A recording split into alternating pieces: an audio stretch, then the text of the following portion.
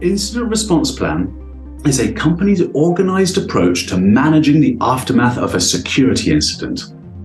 If you want to build an incident response plan for your company, here are 5 steps that you can follow. First, prepare for who will be on your incident response team. Hint, it should be most department leaders. Establish clear roles and responsibilities and review these on a regular basis. As the threat landscape continues to evolve, your incident response processes and responsibilities must adapt, so update it regularly. Second, determine what's at risk in your network. You can't plan for incidents if you don't know what's at risk.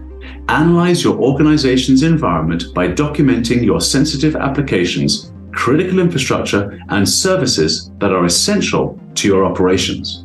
Third, you can't have a set it and forget it attitude with incident response plans. You need to drill, not train. Drill your team members on a regular basis so they know exactly what to do when the duress of an incident occurs. Fourth, create a plan for containment, eradication, and recovery. Containment involves quarantining the infected systems from the rest of the network to prevent lateral movement. After containment, you need to eradicate all traces of infection from compromised systems. Then, you'll need to monitor the infected systems to ensure the infection has been completely eliminated. Fifth, begin your post-incident activities. Reflect and take action on the lessons you learned from the incident, as well as assessing the severity and damage of the attack.